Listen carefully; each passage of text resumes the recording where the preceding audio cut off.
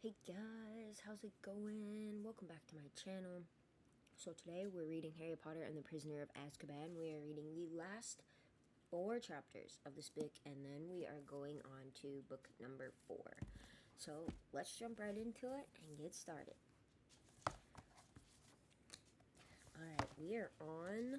Ooh, hold on, let me move. I gotta move something out the way here quick. There we go. Alright, we are on chapter 19, The Servant of Lord Voldemort. So, here we go, guys. Hermione screamed. Black leapt to his feet. Harry felt as though he'd received a huge electric shock. I found this at the base of the Whomping Willow, said Snape, throwing the cloak aside, careful to keep his wand pointing directly at Lupin's chest. Very useful, Potter. I thank you. Snape was slightly breathless, but his face was full of suppressed triumph. You're wondering, perhaps, how I knew you were here, he said, his eyes glittering. I've just been to your office, Lupin. You forgot to take your potion tonight, so I took a goblet full along, and very lucky I did. Lucky for me, I mean. Lying on your desk was a certain map. One glance at it told me all I needed to know. I saw you running along this passageway and out of sight. Severus, Lupin began, but Snape overrode him. I've told the headmaster again and again that you're helping your old friend Black into the castle, Lupin, and here's the proof.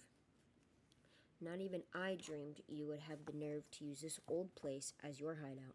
Severus, you're making a mistake, said Lupin urgently. You haven't heard everything. I can explain. Sirius is not here to kill Harry. 2 more for Azkaban tonight, said Snape, his eyes now gleaming fanatically. I shall be interested to see how Dumbledore takes this. He was quite convinced you are harmless, you know. Lupin, a tame werewolf. You fool, said Lupin softly. Is a schoolboy grudge worth putting an innocent man back inside Azkaban? Bang. Thin, snake-like cords burst from the end of Snape's wand and twisted themselves around Lupin's mouth, wrists, and ankles. He overbalanced and fell to the floor, unable to move. With a roar of rage, Black started toward Snape, but Snape pointed his wand straight between Black's eyes. Give me a reason, he whispered. Give me a reason to do it, and I swear I will. Black stopped dead. It would have been impossible to say which face showed more hatred. Harry stood there, paralyzed, not knowing what to do or whom to believe. He glanced around at Ron and Hermione. Ron looked just as confused as he did, still fighting to keep hold on the struggling Scabbers. Hermione, however, took an uncertain step toward Snape and said in a very breathless voice, Professor Snape, it wouldn't hurt to hear what they've got to say, would it? Miss Granger, you are already facing suspension from this school, Snape spat. You, Potter, and Weasley are out of bounds in the company of a convicted murderer and a werewolf. For once in your life, hold your tongue. But if there was a mistake, keep quiet, you stupid girl, Snape shouted, looking suddenly quite deranged. Don't talk about what you don't understand. A few sparks shot out of the end of his wand, which was still pointed at Black's chest. Hermione fell silent. Vengeance is very sweet, Snape breathed at Black. How I hoped I would be the one to catch you. The joke's on you, again, Severus, Black snarled, as long as this boy brings his rat up to the castle. He jerked his head at Ron. I'll come quietly. Up to the castle, said Snape silkily. I don't think we need to go that far. All I have to do is call the Dementors once we get out of the willow. They'll be very pleased to see you, Black. Pleased enough to give you a little kiss, I dare say. What little color there was in Black's face left it. You've got to hear me out, he croaked. The rat. Look at the rat. But there was a mad glint in Snape's eyes that Harry had never seen before. He seemed beyond reason. Come on, all of you, he said. He clicked his fingers, and the ends of the cords that bound Lupin flew to his hands. I'll drag the werewolf. Perhaps the Dementors will have a kiss for him, too. Before he knew what was doing, Harry had crossed the room in 3 strides and blocked the door. Get out of the way, Potter. You're in enough trouble already, snarled Snape, if I hadn't been here to save your skin.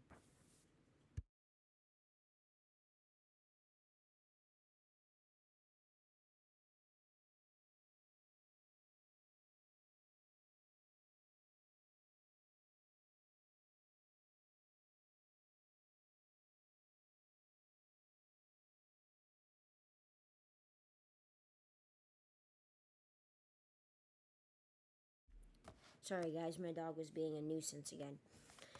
She's running around doing who knows what, so I had to go get her quick. Alright. Sit down. Yeah, stay there. You want your cover? Alright, there we go. She's a little pain in my butt. All right, Professor Lupin could have killed me about 100 times this year, Harry said. I've been alone with him loads of times, having defense lessons against the Dementors. If he was helping Black, why didn't he just finish me off then? Don't ask me to fathom the way a werewolf's mind works, hissed Snape. Get out of the way, Potter. You're pathetic, Harry yelled. Just because they made a fool of you at school, you won't even listen. Silence. I will not be spoken to like that, Snape shrieked, looking madder than ever. Like father, like son, Potter. I have just saved your neck. You should be thanking me, on bended knee. You would have been well served if he'd killed you. You'd have died like your father, too arrogant to believe you might be mistaken. In Black. Now get out of the way, or I will make you. Get out of the way, Potter. Harry made up his mind in a split second. Before Snape could take even one step toward him, he had raised his wand. Expelliarmus, he yelled, except that his wasn't the only voice that shouted. There was a blast that made the door rattle on its hinges. Snape was lifted off his feet and slammed into the wall, then slid down to the floor, a trickle of blood oozing from under his hair. He had been knocked out. Harry looked around. Both Ron and Hermione had tried to disarm Snape at exactly the same moment.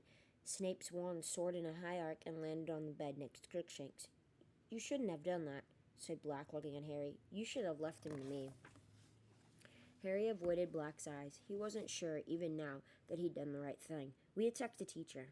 We attacked the teacher, Hermione whimpered, staring at the lifeless Snape with frightened eyes. Oh, we're going to be in so much trouble. Lupin was struggling against his bonds. Black bent down quickly and untied him. Lupin straightened up, rubbing his arms where the ropes had cut into them. Thank you, Harry, he said. I'm still not saying I believe you, he told Lupin. Then it's time we offered you some proof, said Lupin. You boy, give me Peter, please. Now. Ron clutched Scabbers closer to his chest. Come off it, he said weakly. Are you trying to say he broke out of Azkaban just to get his hands on Scabbers? I mean, he looked up at Harry and Hermione for support. Okay, say Pettigrew could turn into a rat. There are millions of rats. How's he supposed to know which one he's after if he was locked up in Azkaban? You know, Sirius, that's a fair question, said Lupin, turning to Black and frowning slightly. How did you find out where he was? Black put one of his claw-like hands inside his robes and took out a crumpled piece of paper, which he smoothed flat and held out to show the others. It was the photograph of Ron and his family that had appeared in the Daily Prophet the previous summer, and there, on Ron's shoulder, was Scabbers. How did you get this? Lupin asked Black, thunderstruck. Fudge, said Black. When he came to inspect Azkaban last year, he gave me his paper, and there was Peter on the front page, on this boy's shoulder. I knew him at once. How many times had I seen him transform? And the caption said the boy would be going back to Hogwarts, to where Harry was. My God, said Lupin softly, staring from Scabbers to the picture in the paper and back again. His front paw. What about it? Said Ron defiantly. He's got a toe missing, said Black. Of course, Lupin breathed. So simple, so brilliant. He cut it off himself. Just before he transformed, said Black. When I cornered him, he yelled from the whole street to hear that I'd betrayed Lily and James. Then, before I could curse him, he blew apart the street with the wand behind his back, killed everyone within 20 feet of himself, and sped down into the sewer with the other rats. Didn't you ever hear, Ron? Said Lupin. The biggest bit of Peter they found was his finger. Look, Scabbers probably had a fight with another rat or something. He's been in my family for ages, right? 12 years, in fact, said Lupin. Didn't you ever wonder why he was living so long? We've been taking good care of him, said Ron. Not looking too good at the moment, though, is he? Said Lupin. I'd guess he's been losing weight ever since he heard Sirius was on the loose again. He's been scared of that mad cat, said Ron, nodding toward Crookshanks, who was still purring on the bed. But that wasn't right, Harry thought suddenly. Scabbers had been looking ill before he met Crookshanks, ever since Ron's return from Egypt, since the time when Black had escaped. This cat isn't mad, said Black hoarsely. He reached out a bony hand and stroked Crookshanks' fluffy head. He's the most intelligent of his kind I've ever met. He recognized Peter for what he was right away, and when he met me, he knew I was no dog. It was a while before he trusted me. Finally, I managed to communicate to him what I was after, and he's been helping me. What do you mean? Breathed Hermione. He tried to bring Peter to me, but couldn't, so he stole the passwords into Gryffindor Tower for me. As I understand it, he took them from a boy's bedside table. Harry's brain seemed to be sagging under the weight of what he was hearing. It was absurd, and yet. But Peter got wind of what was going on and ran for it, croaked Black. This cat, Crookshanks, did you call him, told me Peter had left blood on the sheets. I supposed he bit himself. Well, faking his own death had worked once. These words jolted Harry to his senses. And why did he fake his death? He said furiously. Because he knew you were about to kill him like you killed my parents. No, said Lupin. Harry, and now you've come to finish him off. Yes, I have, said Black with an evil look at Scabbers. Then I should have let Snape take you, Harry shouted. Harry, said Lupin hurriedly, don't you see? All this time, we've thought Sirius betrayed your parents, and Peter tracked him down. But it was the other way around. Don't you see? Peter betrayed your mother and father. Sirius tracked Peter down.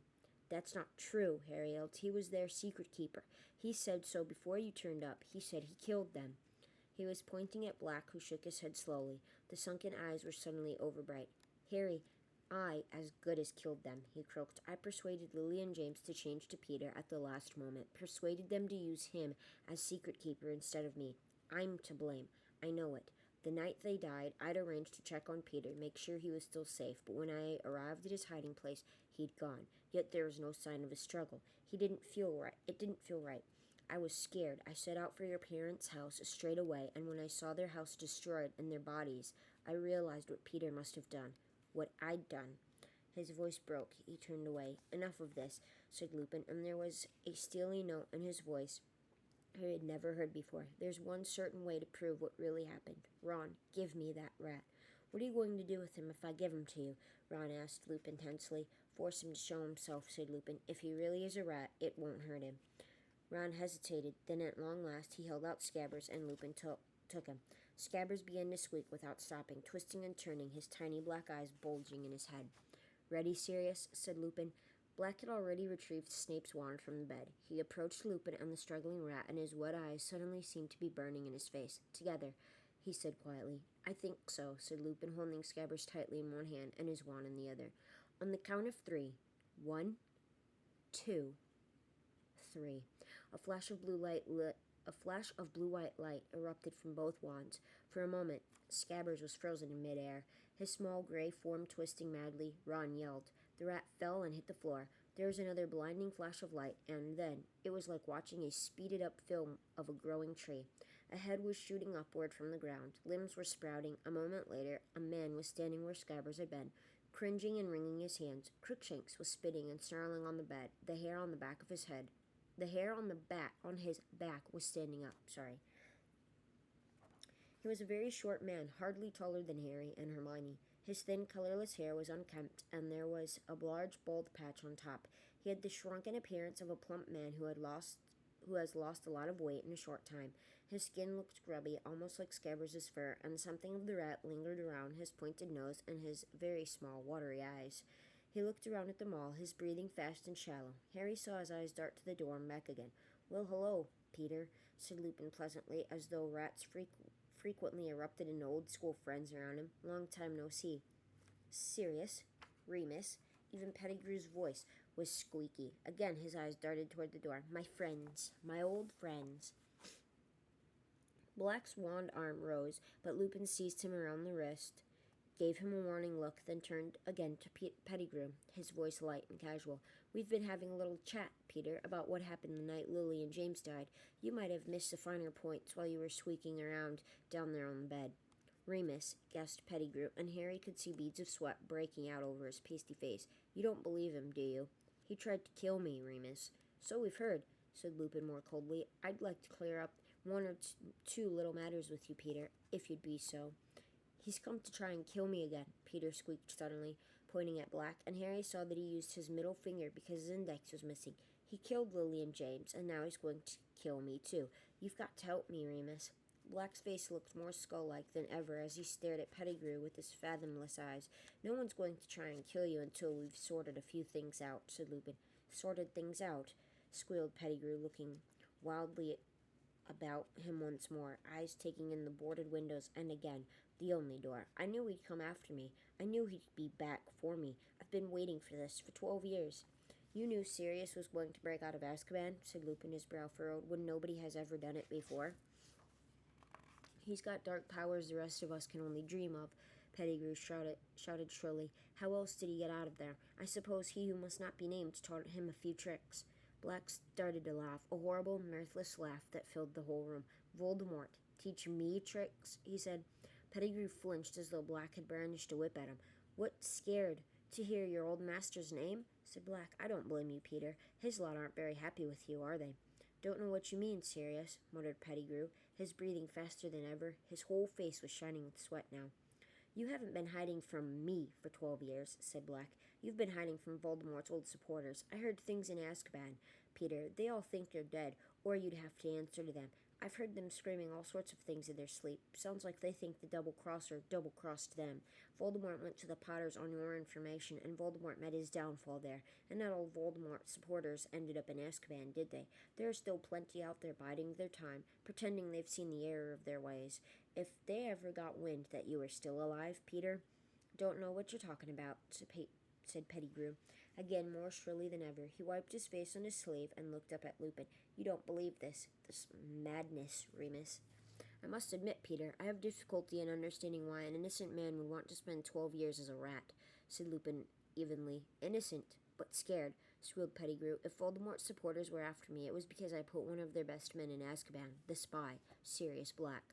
Black's face contorted. How dare you, he growled, sounding suddenly like the bear-sized dog he had been. I, a spy for Voldemort? When did I ever sneak around people who are stronger and more powerful than myself? But you, Peter, I'll never understand why I didn't see you were the spy from the start. You always liked big friends who'd look after you, didn't you? It used to be us, me and Remus, and James. Pettigrew wiped his face again. He was almost panting for breath. Me, a spy? Must be out of your mind. Never. Don't know how you can say such a... Lily and James only made you secret keeper because I suggested it, Black hissed, so venomously that Pettigrew took a step backward. I thought it was the perfect plan, a bluff. Voldemort would be sure to come after me. Would never dream they'd use a weak, talentless thing like you. It must have been the first moment of your miserable life, telling Voldemort you could hand him the Potters. Pettigrew was muttering distractedly. Harry caught words like far-fetched and lunacy, but he couldn't help paying more attention to the sheen color of Pettigrew's face and the way his eyes continued to dart toward the windows and the door. Professor Lupin, said Hermione timidly, can I say something? Certainly, Hermione, said Lupin courteously. Well, Scabbers, this man, he's been sleeping in Harry's dormitory for 3 years. If he's working for you-know-who, how come he never tried to hurt Harry before now? There, said Pettigrew shrilly, pointing at Ron with his maimed hand. Thank you. You see, Remus, I have never hurt a hair of Harry's head. Why should I? I'll tell you why, said Black. Because you never did anything for anyone unless you could see what was in it for you. Voldemort's been hiding for 15 years. They say he's half dead. You weren't about to commit murder right under Albus Dumbledore's nose for a wreck of a wizard who'd lost all of his power, were you?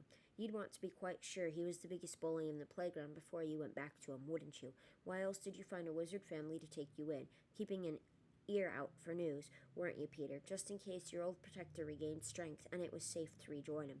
Pettigrew opened his mouth and closed it several times. He seemed to have lost the ability to talk. Mr. Black, serious, said Hermione. Black jumped at being addressed like this and stared at Hermione as though he had never seen anything quite like her. If you don't mind me asking, how did you get out of Azkaban if you didn't use dark magic? Thank you, gasped Pettigrew, nodding frantically at her. Exactly, precisely what I... But Lupin silenced him with a look. Black was frowning slightly at Hermione, but not as though he were annoyed with her. He seemed to be pondering his answer. I don't know how I did it, he said slowly. I think the only reason I never lost my mind is that I knew I was innocent. That wasn't a happy thought, so the Dementors couldn't suck it out of me. But it kept me sane, and knowing who I am helped me keep my powers, so when it all became too much, I could transform in my cell, become a dog. Dementors can't see, you know.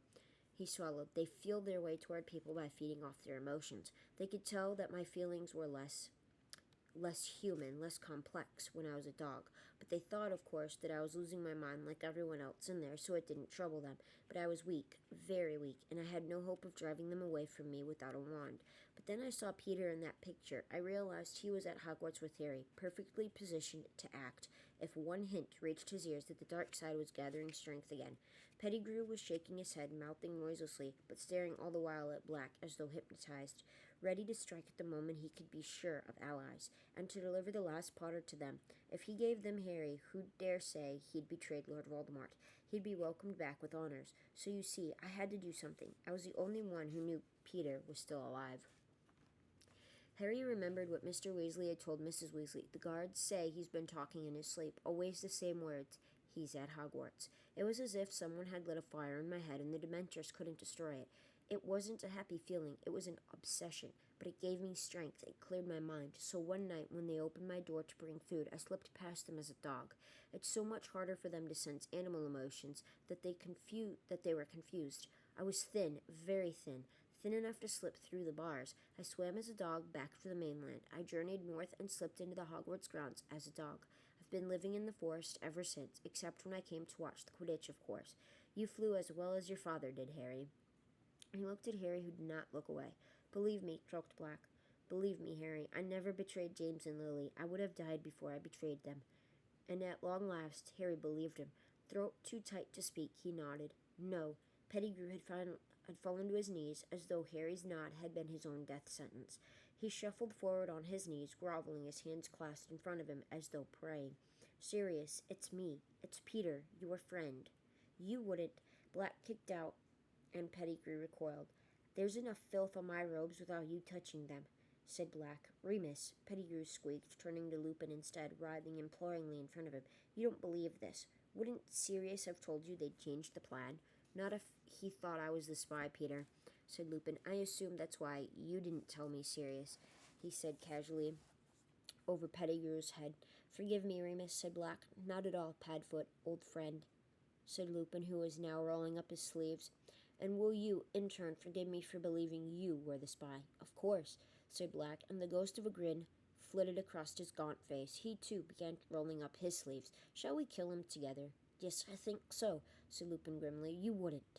"You won't," gasped Pettigrew, and he scrambled around to Ron. "Ron, haven't I been a good friend, a good pet? You won't let him kill me, Ron, will you? You're on my side, aren't you?" But Ron was staring at Pettigrew with the utmost revulsion. "I let you sleep in my bed," he said. "Kind boy, kind master." Pettigrew crawled toward Ron. "You won't let them do it. I was your rat. I was a good pet." "If you made a better rat than a human, it's not much to boast about, Peter," said Black harshly. Ron, growing still paler with pain, wrenched his broken leg out of Pettigrew's reach. Pettigrew turned on his knees, staggered forward, and seized the hem of Hermione's robes. "Sweet girl, clever girl, you won't let them. Help me." Hermione pulled her robes out of Pettigrew's clutching hands and backed away against the wall, looking horrified. Pettigrew knelt, trembling uncontrollably, and turned his head slowly toward Harry. "Harry, Harry, you look just like your father, just like him." "How dare you speak to Harry?" roared Black. "How dare you face him? How dare you talk about James in front of him?" "Harry," whispered Pettigrew, shuffling toward him, hands outstretched. "Harry, James wouldn't have wanted me killed. James would have understood. Harry, he would have shown me mercy." Both Black and Lupin strode forward, seized Pettigrew's shoulders, and threw him backward onto the floor. He sat there, twitching with terror, staring up at them. "You sold Lily and James to Voldemort," said Black, who was shaking too. "Do you deny it?" Pettigrew burst into tears. It was horrible to watch, like an oversized, balding baby cowering on the floor. "Sirius, Sirius, what could I have done? The Dark Lord, you have no idea. He has weapons you can't imagine. I was scared, Sirius. I was never brave like you and Remus and James. I never meant it to happen. He who must not be named forced me." "Don't lie," bellowed Black. "You'd be passing information to him for a year before Lily and James died. You were his spy." He was taking over everywhere," gasped Pettigrew. "What was there to be gained by refusing him?" "What was there to be gained by fighting the most evil wizard who has ever existed?" said Black, with a terribly fury in his face. Okay, that sentence doesn't make any sense. "Only innocent lives, Peter." "You don't understand," whined Pettigrew. "He would have killed me, Sirius." "Then you should have died," roared Black. "Died rather than betray your friends, as we would have done for you." Black and Lupin stood shoulder to shoulder, wands raised. "You should have realized," said Lupin quietly. "If Voldemort didn't kill you, we would." "Goodbye, Peter." Hermione covered her face with her hands and turned to the wall. "No," Harry yelled. He ran forward, placing himself in front Pettigrew. There's a few words missing in that sentence.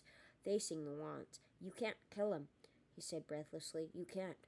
Black and Lupin both looked staggered. "Harry, this piece of vermin is the reason you have no parents," Black snarled. "This cringing bit of filth would have seen you die, too, without turning a hair. You heard him. His own stinking skin meant more to him than your whole family." "I know," Harry panted. "We'll take him up to the castle. We'll hand him over to the Dementors. He can go to Azkaban, but don't kill him." "Harry," gasped Pettigrew, and he flung his arms around Harry's knees. Thank you. That's more than I deserve. Thank you. Get off me." Harry spat, throwing Pettigrew's hands off him in disgust. "I'm not doing this for you. I'm doing it because I don't reckon my dad would have wanted them to become killers, just for you." No one moved or made a sound except Pettigrew, whose breath was coming in wheezes as he clutched his chest. Black and Lupin were looking at each other. Then, with one movement, they lowered their wands. "You're the only person who has the right to decide, Harry," said Black. "But think. Think what he did." "He can go to Azkaban," Harry repeated. "If anyone deserves that place, he does." Pettigrew was still wheezing behind him. "Very well," said Lupin. "Stand aside, Harry." Harry hesitated. "I'm going to tie him up," said Lupin. "That's all, I swear." Harry stepped out of the way. Thin cords shot from Lupin's wand this time. The next moment, Pettigrew was wiggling on the floor, bound and gagged. "But if you transform, Peter," growled Black, his own wand pointing at Pettigrew too, "we will kill you. You agree, Harry?" Harry looked down at the pitiful figure on the floor and nodded so that Pettigrew could see him. "Right," said Lupin, suddenly businesslike. "Ron, I can't mend bones nearly as well as Madame Pomfrey, so I think it's best if we just strap your leg up until we can get you to the hospital wing." Harry hurried over to Ron, bent down, tapped Ron's leg with his wand, and muttered,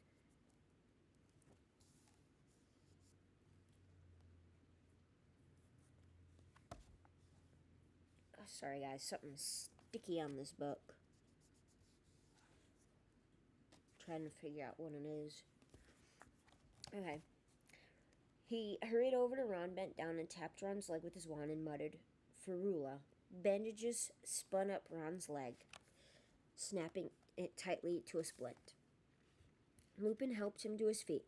Ron put his weight gingerly on the leg and didn't wince. "That's better," he said. "Thanks." "What about Professor Snape?" said Hermione in a small voice, looking down at Snape's prone figure. "There's nothing seriously wrong with him," said Lupin, bending over Snape and checking his pulse. "You were just a little over-enthusiastic.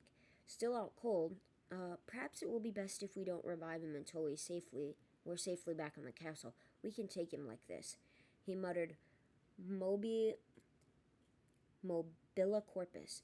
As though invisible strings were tied to Snape's wrists, neck, and knees, he was pulled into a standing position, head still lolling unpleasantly like a grotesque puppet. He hung a few inches above the ground, his limp feet dangling. Lupin picked up the invisibility cloak and tucked it safely into his pocket. "And two of us should be chained to this," said Black, nudging Pettigrew with his toe. "Just to make sure." "I'll do it," said Lupin. "And me," said Ron, savagely limping forward. Black conjured heavy manacles from thin air. Soon Pettigrew was upright again, left arm chained to Lupin's right arm to Ron's left. Ron's face was set. He seemed to have taken Scabbers' true identity as a personal insult. Crookshanks slept lightly off the bed and led the way out of the room, his bottle-brush tail held jauntily high. Well, that was an interesting turn of events. Chapter 20, The Dementor's Kiss. Harry had never been part of a stranger group. Crookshanks led the way down the stairs. Lupin, Pettigrew, and Ron went next, looking like an entrance in a six-legged race. Next came Professor Snape, drifting creepily along, his toes hitting each stair as they descended, held up by his own wand, which was being pointed at him by Sirius. Harry and Hermione brought up the rear. Getting back into the tunnel was difficult. Lupin, Pettigrew, and Ron had to turn sideways to manage it. Lupin still had Pettigrew covered with his wand. Harry could see them edging awkwardly along the tunnel in single file. Crookshanks was still on the lead. Harry went right after Black, who was still making Snape drift along ahead of him. He kept bumping his lolling head on the low ceiling. Harry had the impression Black was making no effort to prevent this. "You know what this means," Black said abruptly to Harry as they made their slow progress along the tunnel, turning Pettigrew in. "You are free," said Harry. "Yes," said Black, "but I'm also, I don't know if anyone ever told you, I'm your godfather." "Yeah, I knew that," said Harry. "Well, your parents appointed me your guardian," said Black stiffly, "if anything happened to them." Harry waited. Did Black mean what he thought he meant?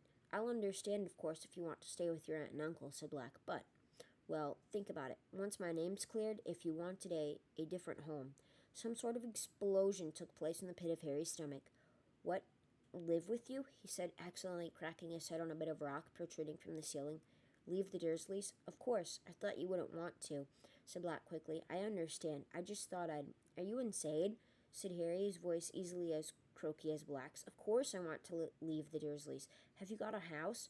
When can I move in?"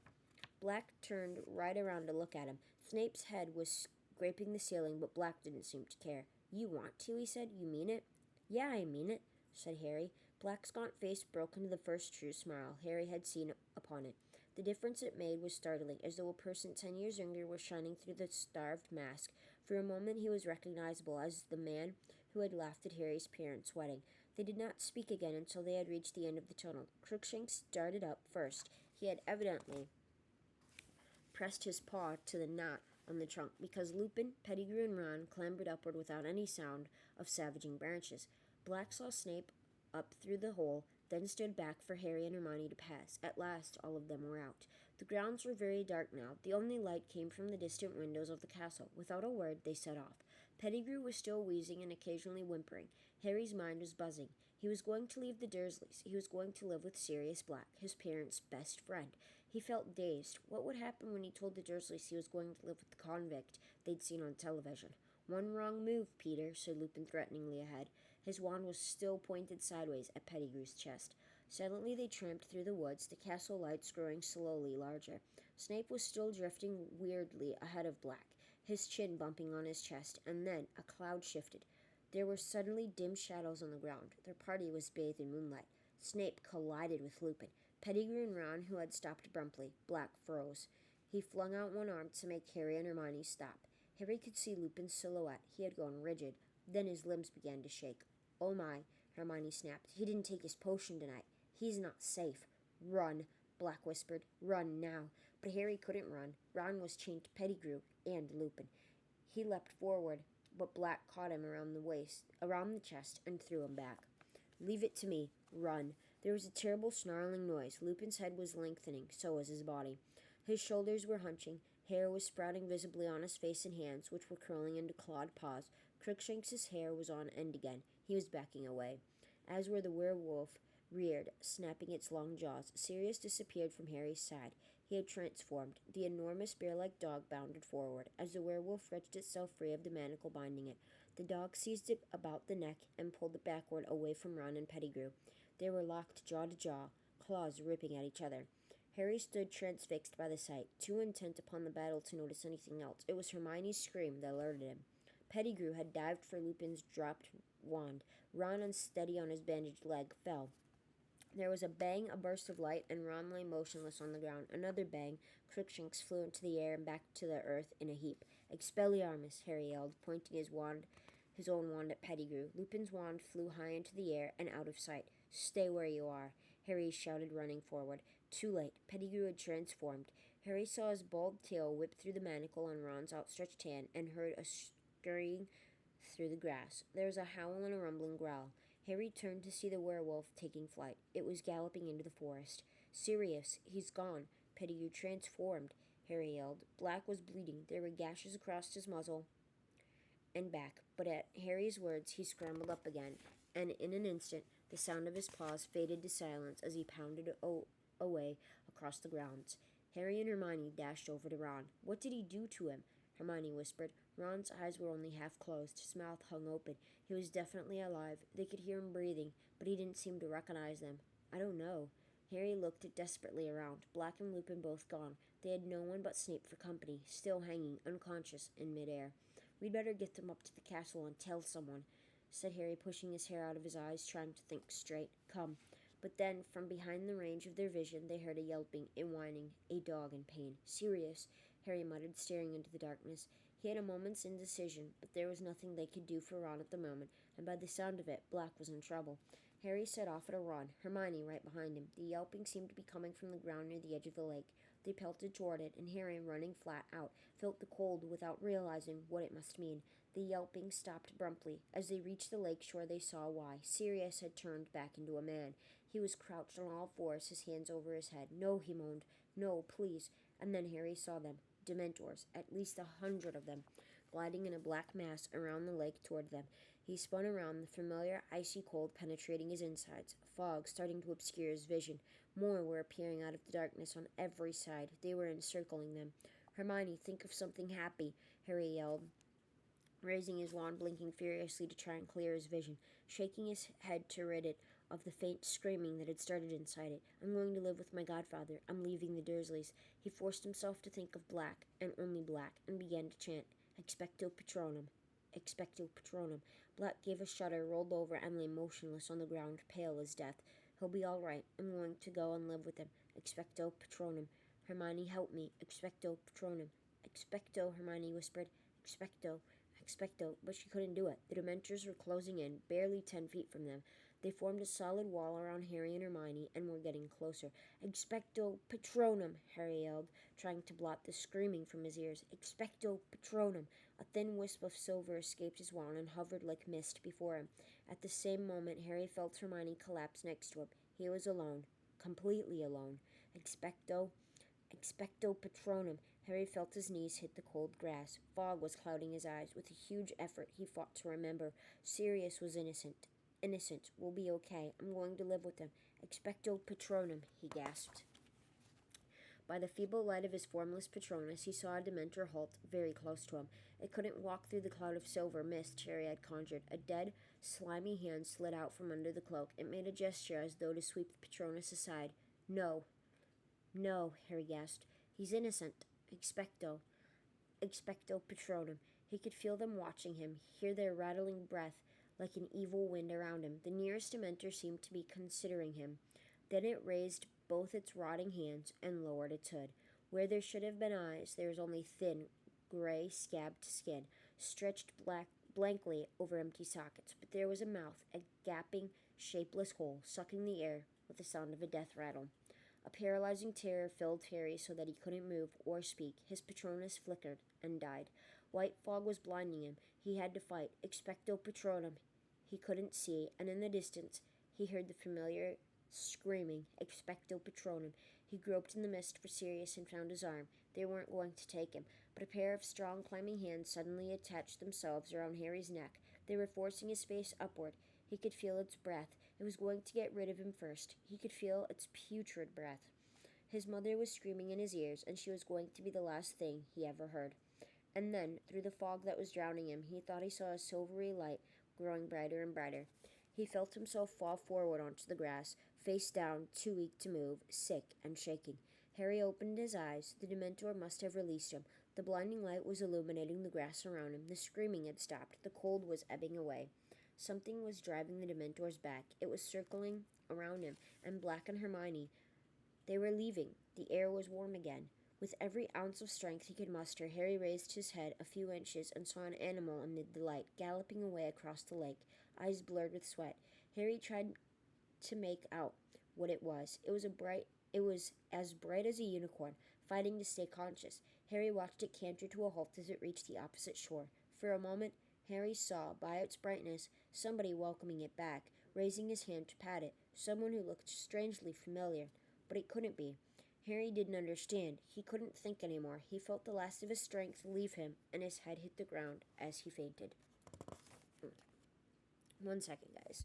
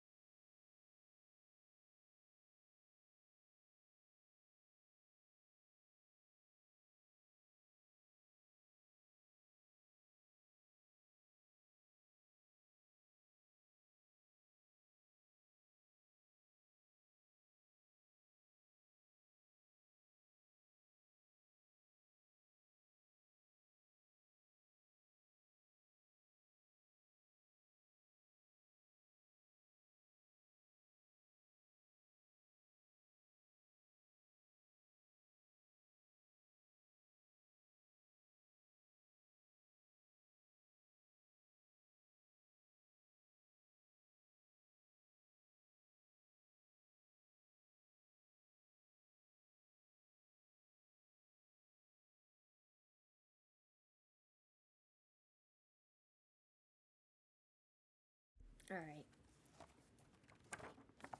Sorry, I had to put a sweater on. I was getting a little chilly. Okay, chapter 21. Hermione's Secret. Shocking business, shocking. Miracle none of them died. Never heard the like. By thunder it was lucky you were there, Snape. Thank you, Minister. Order of Merlin, second class, I'd say. First class if I can wrangle it. Thank you very much indeed, Minister. Nasty cut you've got there. Black's work, I suppose. As a matter of fact, it was Potter, Weasley, and Granger, Minister. No. Black had bewitched them. I saw it immediately. A Confundus charm, to judge by their behavior. They seemed to think there was a possibility he was innocent. They weren't responsible for their actions. On the other hand, their interference might have permitted Black to escape. They obviously thought they were going to catch Black single-handed. They've got away with a great deal before now. I'm afraid it's given them a rather high opinion of themselves, and of course Potter has always been allowed an extraordinary amount of license by the headmaster. Ah, well, Snape, Harry Potter, we've all got a bit of a blind spot where he's concerned. And yet, is it good for him to be given so much special treatment? Personally, I try and treat him like any other student, and any other student would be suspended, at the very least, for leading his friends into such danger. Consider, Minister, against all school rules, after all the precautions put in place for his protection, out of bounds at night, consorting with a werewolf and a murderer, and I have reason to believe he has been visiting Hogsmeade illegally, too. Well, well, we shall see, Snape. We shall see. The boy has undoubtedly been foolish. Harry lay listening with his eyes tight shut. He felt very groggy. The words he was hearing seemed to be traveling very slowly from his ears to his brain, so that it was difficult to understand. His limbs felt like lead, his eyelids too heavy to lift. He wanted to lie here, on this comfortable bed, forever. What amazes me most is the behavior of the Dementors. You've really no idea what made them retreat, Snape? No, Minister. By the time I had come round, they were heading back to their positions at the entrances. Extraordinary, and yet Black and Harry and the girl, all unconscious by the time I reached them. I bound and gagged Black, naturally conjured stretchers, and brought them all straight back to the castle. There was a pause. Harry's brain seemed to be moving a little faster, and as it did, a gnawing sensation grew in the pit of his stomach. He opened his eyes. Everything was slightly blurred. Somebody had removed his glasses. He was laying in the dark hospital wing at the very end of the ward. He could make out Madame Pomfrey with her back to him, bending over a bed. Harry squinted. Ron's red hair was visible beneath Madame Pomfrey's arm. Harry moved his head over the pillow. In the bed to his right lay Hermione. Moonlight was falling across her bed. Her eyes were open too. She looked petrified, and when she saw that Harry was awake, pressed a finger to her lips, then pointed to the hospital wing door. It was ajar, and the voices of Cornelius, Fudge, and Snape were coming through it from the corridor outside. Madame Pomfrey now came walking briskly up the dark ward, to Harry's bed. He turned to look at her. She was carrying the largest block of chocolate he had ever seen in his life. It looked like a small boulder. Ah, you're awake, she said briskly. She placed the chocolate on Harry's bedside table and began breaking it apart with a small hammer. How's Ron? Said Harry and Hermione together. He'll live, said Madame Pomfrey grimly. As for you two, you'll be staying here until I'm satisfied. You're Potter. What do you think you're doing? Harry was sitting up, putting his glasses back on and picking up his wand. I need to see the headmaster, he said. Potter, said Madame Pomfrey soothingly. It's all right. They've got Black. He's locked away upstairs. The Dementors will be performing the kiss any moment now. What? Harry jumped up out of bed. Hermione had done the same, but his shout had been heard in the corridor outside. Next second, Cornelius, Fudge, and Snape had entered the ward. Harry, what's this? Said Fudge, looking agitated. You should be in bed. Has he had any chocolate? He asked Madame Pomfrey anxiously. Minister, listen, Harry said. Sirius Black's innocent. Peter Pettigrew faked his own death. We saw him tonight. You can't let the Dementors do that thing to Sirius. But Fudge was shaking his head with a small smile on his face. Harry, you're very confused. You've been through a dreadful ordeal. Lie back down now. We've got everything under control. You haven't, Harry yelled. You've got the wrong man. Minister, listen, please, Hermione said. She had hurried to Harry's side and was gazing imploringly into Fudge's face. I saw him, too. It was Ron's rat. He's an animagus. Pettigrew, I mean. And, you see, Minister, said Snape, confounded. Both of them. Black's done a very good job on them. 1 second, guys.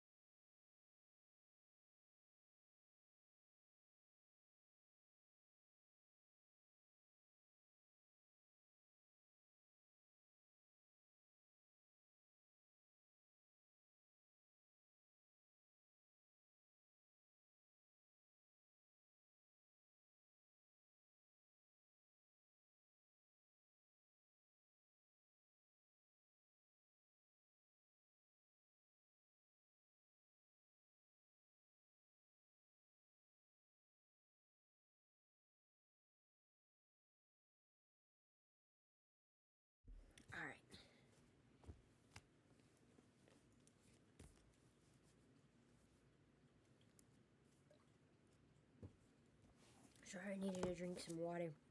I had to get some. Okay. We're not confounded, Harry roared.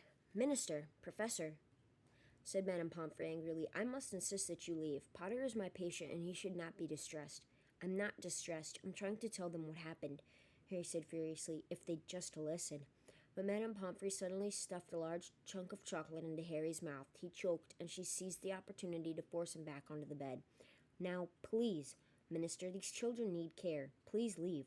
The door opened again. It was Dumbledore. Harry swallowed his mouthful of chocolate with great difficulty and got up again. Professor Dumbledore, Sirius Black.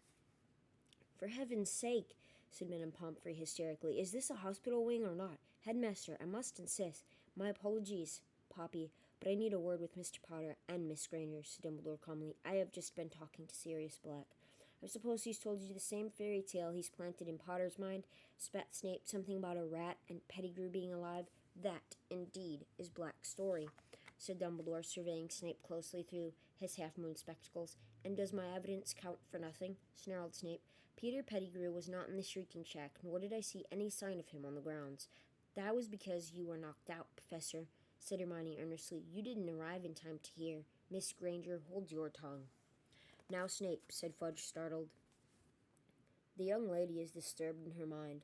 We must make allowances. I would like to speak to Harry and Hermione alone, said Dumbledore promptly. Cornelius, Severus, Poppy, please leave us. Headmaster, sputtered Madame Pomfrey, they need treatment. They need rest. This cannot wait, said Dumbledore. I must insist. Madame Pomfrey pursed her lips and strode away into her office at the end of the ward, slamming the door behind her. Fudge consulted the large gold pocket watch dangling from his waistcoat. The Dementors should have arrived by now, he said. I'll go and meet them. Dumbledore, I'll see you upstairs. He crossed to the door and held it open for Snape, but Snape hadn't moved. You surely don't believe a word of Black's story, Snape whispered, his eyes fixed on Dumbledore's face. I wish to speak to Harry and Hermione, alone, Dumbledore repeated. Snape took a step toward Dumbledore. Sirius Black showed he was capable of murder at the age of 16, he breathed. You haven't forgotten that, Headmaster. You haven't forgotten that he once tried to kill me? My memory is as good as it ever was, Severus, said Dumbledore quietly. Snape turned on his heel and marched through the door Fudge was still holding. It closed behind them, and Dumbledore turned to Harry and Hermione. They both burst into speech at the same time. Professor, Black's telling the truth. We saw Pettigrew. He escaped when Professor Lupin turned into a werewolf. He's a rat. Pettigrew's front finger, he cut it off. Pettigrew attacked Ron. It wasn't serious. But Dumbledore held up his hand to stem the flood of explanations. It is your turn to listen, and I beg you will not interrupt me, because there is very little time, he said quietly. There is not a shred of proof to support Black's story except your word, and the word of 2 13-year-old wizards will not convince anybody. A street full of eyewitnesses swore they saw Sirius murder Pettigrew. I myself gave evidence to the Ministry that Sirius had been the Potter's secret keeper. Professor Lupin can tell you, Harry said, unable to stop himself. Professor Lupin is currently deep in the forest, unable to tell anyone anything. By the time he is human again, it will be too late. Sirius will be worse than dead. I might add that werewolves are so mistrusted by most of our kind that his support will count for very little, and the fact that he and Sirius are old friends. But listen to me, Harry. It is too late. You understand me? You must see that Professor Snape's version of events is far more convincing than yours. He hates Sirius, Hermione said desperately, all because of some stupid trick Sirius played on him. Sirius has not acted like an innocent man. The attack on the fat lady, entering Gryffindor Tower with a knife. Without Pettigrew alive or dead, we have no chance of overturning Sirius's sentence. But you believe us. Yes, I do, said Dumbledore quietly, but I have no power to make other men see the truth, or to overrule the Minister of Magic. Harry stared up into the grave face and felt as though the ground beneath him were falling sharply away. He had grown used to the idea that Dumbledore could solve anything. He had expected Dumbledore to pull some amazing solution out of the air. But no, their last hope was gone. What we need, said Dumbledore slowly, and his light blue eyes moved from Harry to Hermione, is more time. But, Hermione began, and then her eyes became very round. Oh, now, pay attention, said Dumbledore, speaking very low and very clearly. Sirius is locked in Professor Flitwick's office on the 7th floor. 13th window from the right of the West Tower. If all goes well, you will be able to save more than one innocent life tonight. But remember this, both of you. You must not be seen. Miss Granger, you know the law. You know what is at stake. You must not be seen. Harry didn't have a clue what was going on. Dumbledore had turned on his heel and looked back as he reached the door. I am going to lock you in. It is, he consulted his watch. 5 minutes to midnight. Miss Granger, 3 turns. Should do it. Good luck. Good luck, Harry repeated as the door closed behind Dumbledore. 3 turns? What's he talking about? What are we supposed to do? But Hermione was fumbling with the neck of her robes, pulling from beneath them a very long, very fine gold chain. Harry, come here, she said urgently. Quick. Harry moved toward her, completely bewildered. She was holding the chain out. He saw a tiny sparkling hourglass hanging from it. Here. She had thrown the chain around his neck, too. Ready? She said breathlessly. What are we doing? Harry said, completely lost. Hermione turned the hourglass over 3 times. The dark ward dissolved. Harry had the sensation that he was flying very fast, backward. A blur of colors and shapes rushed past him. His eyes were pounding. He tried to yell, but couldn't hear his own voice. And then he felt solid ground beneath his feet, and everything came into focus again. He was standing next to Hermione in the deserted entrance hall, and a stream of golden sunlight was falling across the paved floor from the open front doors. He looked wildly around at Hermione, the chain of the hourglass cutting into his neck. Hermione, what? In here. Hermione seized Harry's arm and dragged him across the hall to the door of a broom closet. She opened it, pushed him inside among the buckets and mops, and slammed the door behind them. What? How? Hermione, what happened? We've gone back in time, Hermione whispered, lifting the chain off Harry's neck in the darkness. 3 hours back. Harry found his own leg and gave it a very hard pinch. It hurt a lot, which seemed to rule out the possibility that he was having a very bizarre dream. But, shh, listen, someone's coming. I think it might be us. Hermione had her ear pressed against the cupboard door. Footsteps across the hall. Yes, I think it's us going down to Hagrid's. Are you telling me, Harry whispered, that we're here in this cupboard and we're out there too? Yes, said Hermione, her ear still glued to the cupboard door. I'm sure it's us. It doesn't sound like more than 3 people, and we're walking slowly because we're under the invisibility cloak.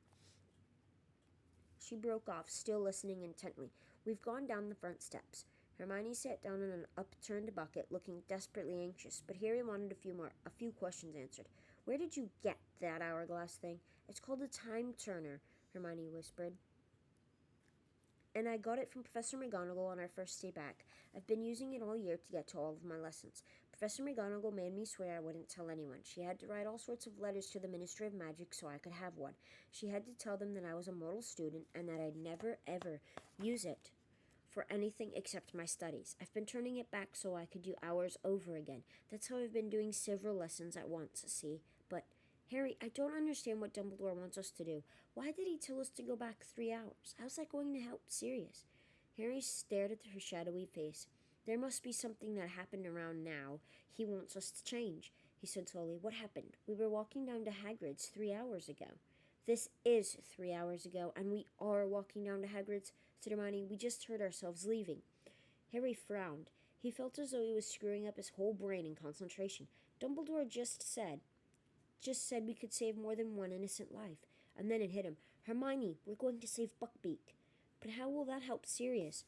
Dumbledore said he just told us where the window is, the window of Flitwick's office, where they've got Sirius locked up. We've got to fly Buckbeak up to the window and rescue Sirius. Sirius can escape on Buckbeak. They can escape together. From what Harry could see of Hermione's face, she looked terrified. If we manage that without being seen, it'll be a miracle. Well, we've got to try, haven't we? Said Harry. He stood up and pressed his ear against the door. Doesn't sound like anyone's there. Come on, let's go.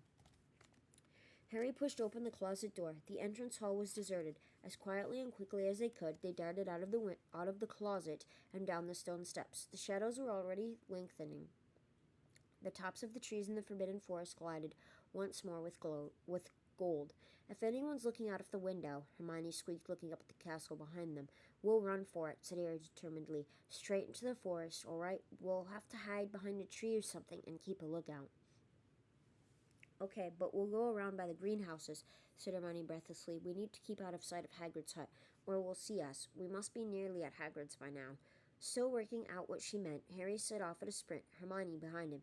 They tore across the vegetable gardens to the greenhouses, paused for a moment behind them, then set off again fast as they could, skirting around the Whomping Willow, tearing toward the shelter of the forest. Safe in the shadows of the trees, Harry turned around. Seconds later, Hermione arrived beside him, panting. Right, she guessed. We need to sneak over to Hagrid's. Keep out of sight, Harry." They made their way silently through the trees, keeping to the very edge of the forest. Then, as they glimpsed the front of Hagrid's house, they heard a knock upon his door. They moved quickly behind a wide oak trunk and peered out from either side. Hagrid had appeared in his doorway, shaking and white, looking around to see who had knocked, and Harry heard his own voice. "It's us. We're wearing the invisibility cloak. Let us in and we can take it off." "You shouldn't have come," Hagrid whispered. He stood back, then shut the door quickly. "This is the weirdest thing we've ever done," Harry said fervently. "Let's move along a bit," Hermione whispered. "We need to get nearer to Buckbeak." They crept through the trees until they saw the nervous hippogriff tethered to the fence around Hagrid's pumpkin patch. "Now," Harry whispered. "No," said Hermione. "If we steal him now, those committee people will think Hagrid set him free. We've got to wait until they've seen he's tied outside." "That's going to give us about 60 seconds, said Harry. This was starting to seem impossible. At that moment, there was a crash of breaking china from inside Hagrid's cabin. "That's Hagrid breaking the milk jug," Hermione whispered. "I'm going to find Scabbers in a moment." Sure enough, a few minutes later, they heard Hermione's shriek of surprise. "Hermione," said Harry suddenly, "what if we just run in there and grab Pettigrew?" "No," said Hermione in a terrified whisper. "Don't you understand? We're breaking one of the most important wizarding laws. Nobody's supposed to change time. Nobody. You heard Dumbledore. If we're seen, we'd only be seen by ourselves and Hagrid." "Harry, what do you think you'd do if you saw yourself bursting into Hagrid's house?" said Hermione. I'd think I'd gone mad," said Harry, "or I'd think there was some dark magic going on." "Exactly. You wouldn't understand. You might even attack yourself. Don't you see? Professor McGonagall told me what awful things have happened when wizards have meddled with time. Loads of them ended up killing their past or future selves by mistake." "Okay," said Harry. "It was just an idea. I just thought." But Hermione nudged him and pointed toward the castle.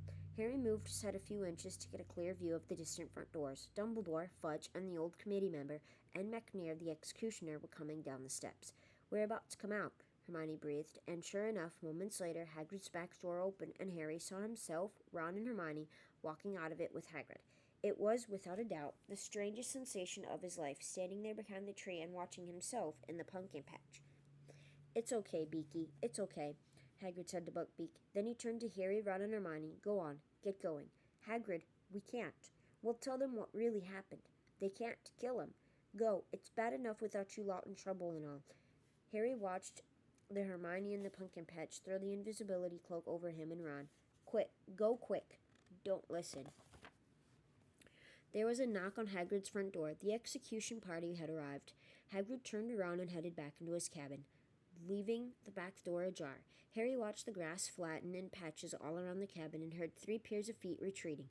He, Ron, and Hermione had gone, but the Harry and Hermione hidden in the trees could now hear what was happening inside the cabin through the back door. "Where's the beast?" came the cold voice of Macnair. Outside?" Hagrid croaked. Harry pulled his head out of sight as Macnair's face appeared at Hagrid's window, staring out at Buckbeak. Then they heard Fudge. "We have to read you the official notice of execution, Hagrid. I'll make it quick, and then you and Macnair need to sign it. Macnair, you're supposed to listen, too. That's procedure." Macnair's face vanished from the window. It was now or never. "Wait here," Harry whispered to Hermione. "I'll do it." As Fudge's voice started again, Harry darted out from behind his tree, vaulted the fence into the pumpkin patch, and approached Buckbeak. "It is the decision of the Committee for the Disposal of Dangerous Creatures that the Hippogriff Buckbeak, hereafter called the Condemned, shall be executed on the 6th of June at sundown." Careful not to blink, Harry stared up at Buckbeak's fierce orange eyes once more and bowed. Buckbeak sank to his scaly knees and then stood up again. Harry began to fumble with the knot of rope tying Buckbeak to the fence. Sentenced to execution by beheading, to be carried out by the committee's appointed executioner, Walden Macnair.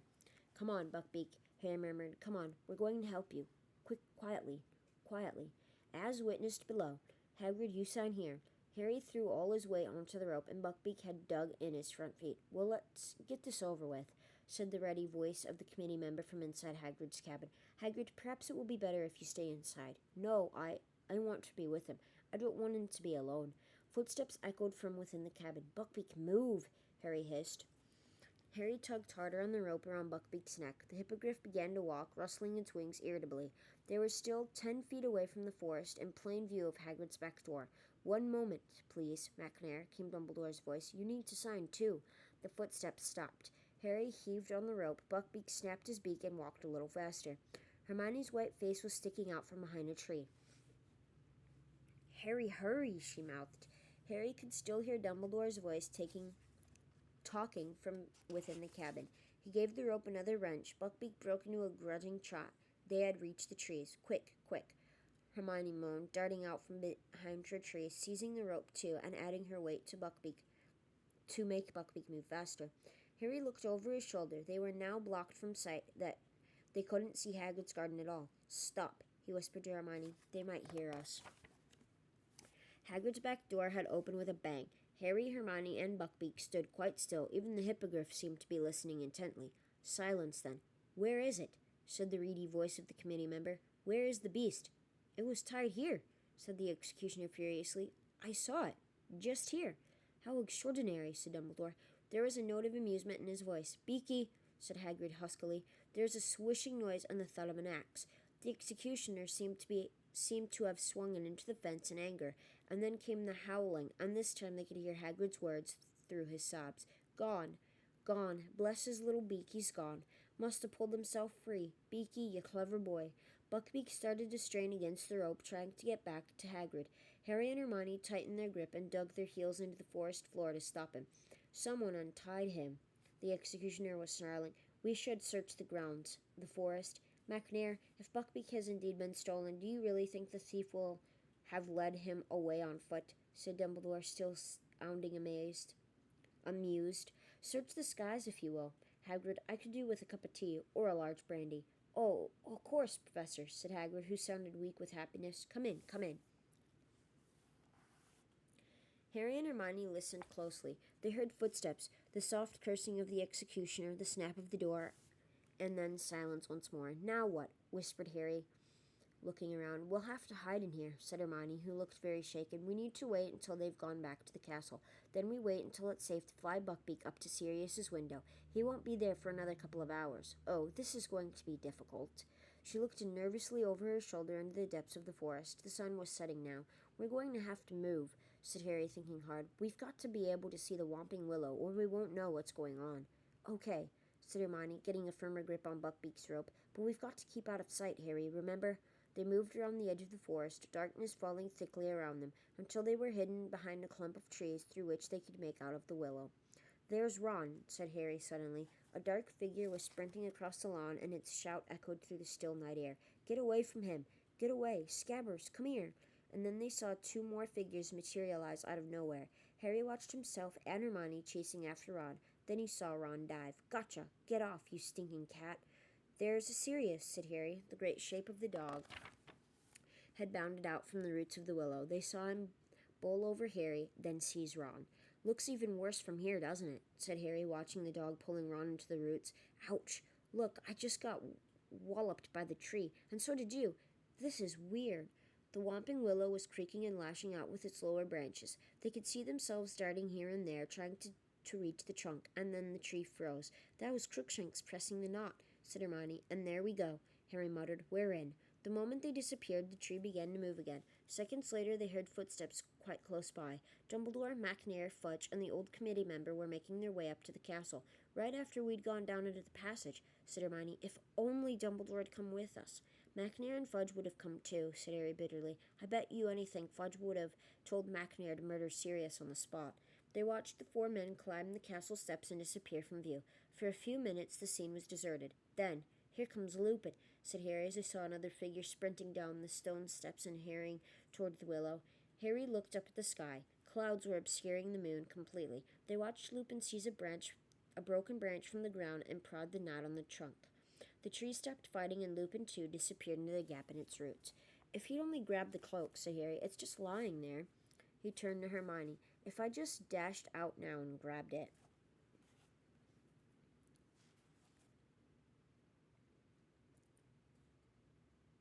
"Snape'd never be able to get it. And, Harry, we mustn't be seen. How can you stand this?" he asked Hermione fiercely. "Just standing here and watching it happen." He hesitated. "I'm going to grab the cloak." "Harry, no."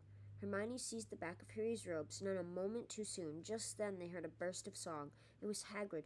making his way up to the castle, singing at the top of his voice and waving slightly as he walked. A large bottle was swinging from his hands. "See," Hermione whispered. "See what would have happened? We've got to keep out of sight. No Buckbeak." The hippogriff was making frantic attempts to get to Hagrid again. Harry seized his rope, too, straining to hold Buckbeak back. They watched Hagrid meander tipsily up to the castle. He was gone. Buckbeak stopped fighting to get away. His head drooped sadly. Barely 2 minutes later, the castle doors flew open yet again, and Snape came charging out of them, running toward the willow. Harry's fists clenched as they watched Snape skid to a halt next to the tree, looking around. He grabbed the cloak and held it up. "Get your filthy hands off it," Harry snarled under his breath. "Shush!" Snape seized the branch Lupin had used to freeze the tree, prodded the knot, and vanished from view as he put on the cloak. "So that's it," said Hermione quietly. "We're all down there, and now we've just got to wait until we come back up again." She took the end of Buckbeak's rope and tied it securely around the nearest tree, then sat down on the ground, arms around her knees. "Harry, there's something I don't understand. Why didn't the Dementors get serious? I remember them coming, and then I think I passed out. There were so many of them." Harry sat down too. He explained what he'd seen, how as the nearest Dementor had lowered its mouth to Harry's, a large silver something had come galloping across the lake and forced the Dementors to retreat. Hermione's mouth was slightly open by the time Harry had finished. "But what was it?" "There's only one thing it could have been, to make the Dementors go," said Harry. "A real Patronus, a powerful one." "But who conjured it?" Harry didn't say anything. He was thinking back to the person he'd seen on the other bank of the lake. He knew who he thought it had been, but how could it have been? "Didn't you see what they looked like?" said Hermione eagerly. "Was it one of the teachers?" "No," said Harry. "It wasn't a teacher. But it must have been a really powerful wizard to drive all those Dementors away. If the Patronus was shining so brightly, didn't it light him up? Couldn't you see?" "Yeah, I saw him," said Harry slowly, "but maybe I imagined it. I wasn't thinking straight. I passed out right afterward." "Who did you think it was?" "I think," Harry swallowed, knowing how strange this was going to sound, "I think it was my dad." Harry glanced up at Hermione and saw that her mouth was fully open now. She was gazing at him with a mixture of alarm and pity.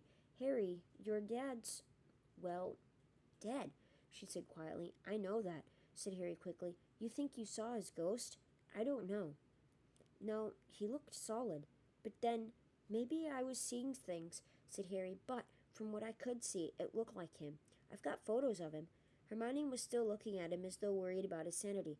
"I know it sounds crazy," said Harry flatly. He turned to look at Buckbeak, who was digging his beak into the ground, apparently searching for worms, but he wasn't really watching Buckbeak. He was thinking about his father and about his father's 3 oldest friends, Moony, Wormtail, Padfoot, and Prongs. Had all 4 of them been out on the grounds tonight? Wormtail had reappeared this evening when everyone had thought he was dead. Was it so impossible his father had done the same? Had he been seeing things across the lake? The figure had been too far. The figure had been too far away to see distinctly, yet he felt sure, for a moment before he'd lost consciousness. The leaves overhead rustling faintly in the breeze. The moon drifted in and out of sight behind the shifting clouds. Hermione sat with her face turned toward Willow, waiting. And then, at last, afterward, over an hour, "Here we come," Hermione whispered. She and Harry got to their feet. Buckbeak raised his head. They saw Lupin, Ron, and Pettigrew clambering awkwardly out of the hole in the roots. Then came Hermione. Then the unconscious Snape drifting weirdly upward. Next came Harry and Black. They all began to walk toward the castle. Harry's heart was starting to beat very fast. He glanced up at the sky. Any moment now, that cloud was going to move aside and show the moon. "Harry," Hermione muttered as though she knew exactly what he was thinking, "we've got to stay put. We mustn't be seen. There's nothing we can do." "So we're just going to let Pettigrew escape all over again?" said Harry quietly. "How do you expect to find a rat in the dark?" snapped Hermione. "There's nothing we can do. We came back to help Sirius. We're not supposed to be doing anything else." "Oh, right." The moon slid out from behind its cloud. They saw the tiny figures across the ground stop. Then they saw movement. "There goes Lupin," Hermione whispered. "He's transforming." "Hermione," said Harry suddenly, "we've got to move." "We mustn't. I keep telling you not to interfere. Lupin's going to run into the forest right at us." Hermione gasped. "Quick," she moaned, dashing to untie Buckbeak. "Quick, where we are going to go. Where are we going to hide? The Dementors will be coming any moment." "Back to Hagrid's," Harry said. "It's empty now. Come on." They ran as fast as they could, Buckbeak cantering along behind them. They could hear the werewolf howling behind them. The cabin was in sight. Harry skidded to the door, wrenched it open, and Hermione and Buckbeak flashed past him. Harry threw himself in after them and bolted the door. Fang, the boarhound, barked loudly. "Shush, Fang, it's us," said Hermione, hurrying over and scratching his ears to quiet him. "That was really close," she said to Harry. "Yeah." Harry was looking out of the window. It was much harder to see what was going on from here. Buckbeak seemed very happy to find himself back inside Hagrid's house. He lay down in front of the fire, folded his wings contentedly, and seemed ready for a good nap. "I think I'd better go outside again, said Harry slowly. "I can't see what's going on. We won't know when it's time." Hermione looked up. Her expression was suspicious.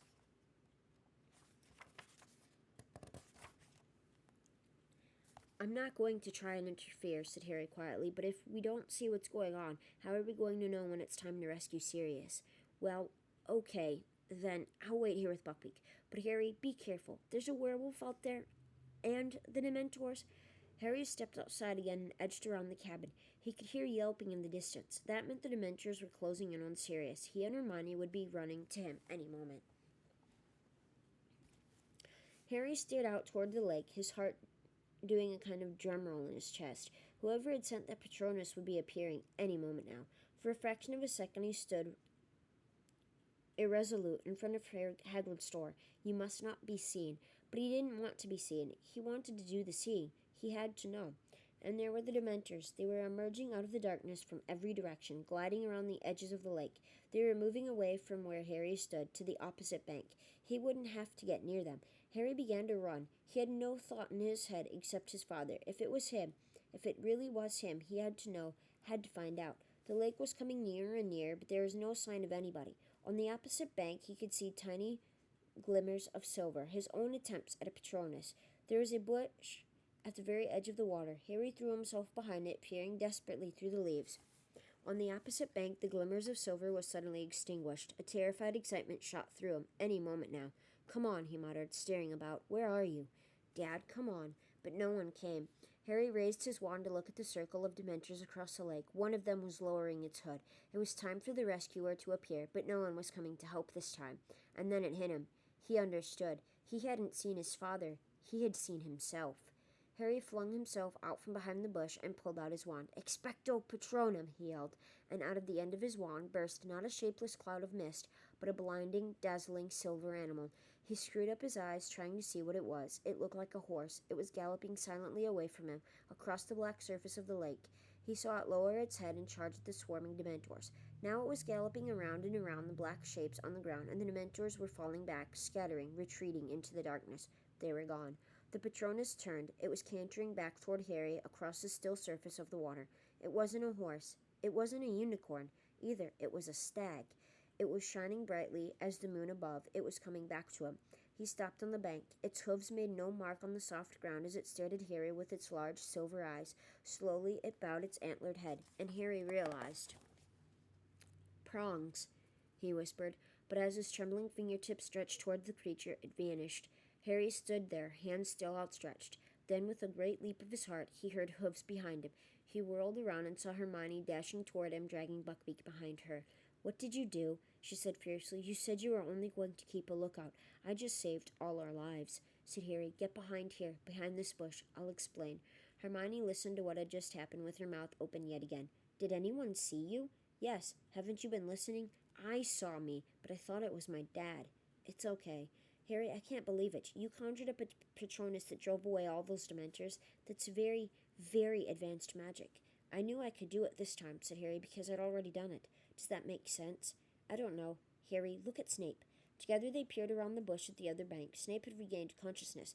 He was conjuring stretchers and lifting the limp forms of Harry, Hermione, and Black onto them.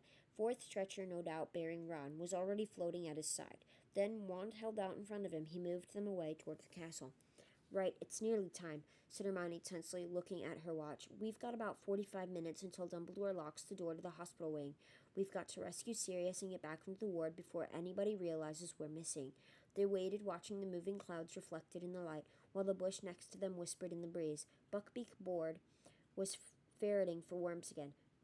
"Do you reckon he's up there yet?" said Harry, checking his watch. He looked up at the castle and began counting the windows to the right of the west tower.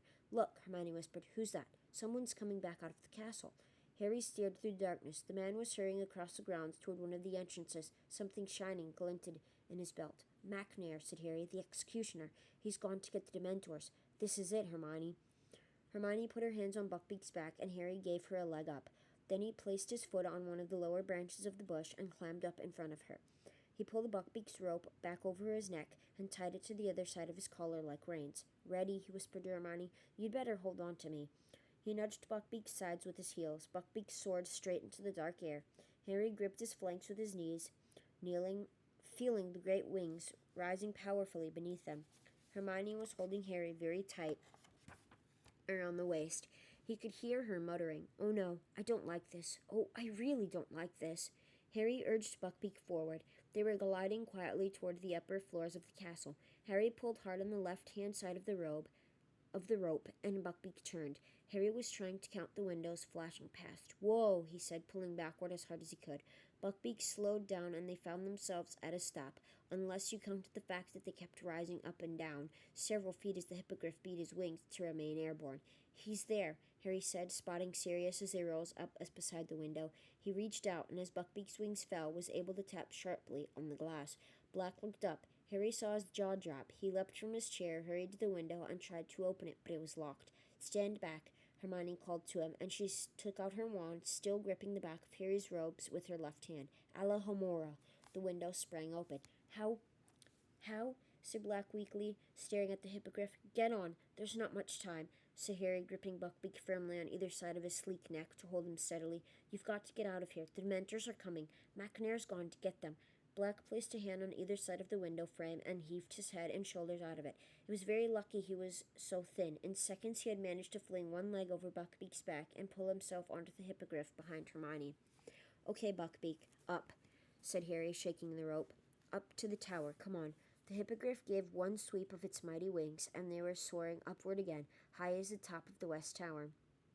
Buckbeak landed with a clatter on the battlements, and Harry and Hermione slid off him at once. Sirius, you'd better go. Quick, Harry panted. They'll reach Flitwick's office any moment. They'll find out you're gone. Buckbeak pawed the ground, tossing his sharp head. What happened to the other boy? Ron, croaked Sirius. He's going to be okay. He's still out of it. But Madame Pomfrey says she'll be able to make him better. Quick, go. But Black was still staring down at Harry. How can I ever thank? Go, Harry and Hermione shouted together. Black wheeled Buckbeak around, facing the open sky. We'll see each other again, he said. You are, truly, your father's son, Harry. He squeezed Buckbeak's sides with his heels. Harry and Hermione jumped back as the enormous wings rose once more. The hippogriff took off into the air. He and his rider became smaller and smaller as Harry gazed after them. Then a cloud drifted across the moon. They were gone. All right. So they went back in time. They were able to save not only Buckbeak, but they were also able to save Sirius Black, which is very interesting that they saved both of them. They were able to save them, and Dumbledore believed him enough to allow them to do that, which is, for Dumbledore to believe two children over the Ministry and over teachers, that actually says a lot. Alright, Chapter 22, Owl Post again. Harry, Hermione was tugging at his sleeve, staring at her watch. We've got exactly 10 minutes to get back down to the hospital wing without anybody seeing us, before Dumbledore locks the door. Okay, said Harry, wrenching his gaze from the sky. Let's go. They slipped through the doorway behind them and down a tightly spiraling stone staircase. As they reached the bottom of it, they heard voices. They flattened themselves against the wall and listened. It sounded like Fudge and Snape.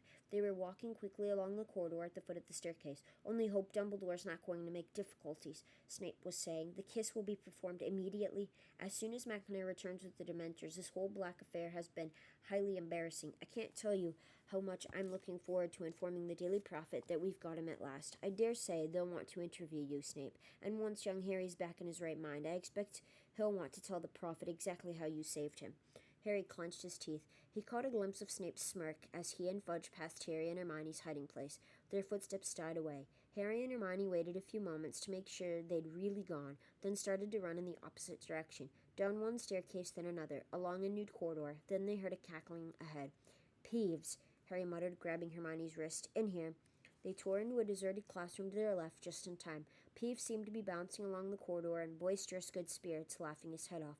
"Oh, he's horrible," whispered Hermione, her ear to the door. "I bet he's all excited because the Dementors are going to finish off Sirius." She checked her watch. 3 minutes, Harry. They waited until Peeves' gloating voice had faded into the distance, then slid back out of the room and broke into a run again. "Hermione, what'll happen if we don't get back inside before Dumbledore locks the door?" Hermione panted. "I don't want to think about it," Hermione moaned, checking her watch again. 1 minute. They had reached the end of the corridor with the hospital wing entrance. "Okay, I can hear Dumbledore," said Hermione tensely. "Come on, Harry." They crept along the corridor. The door opened. Dumbledore's back appeared.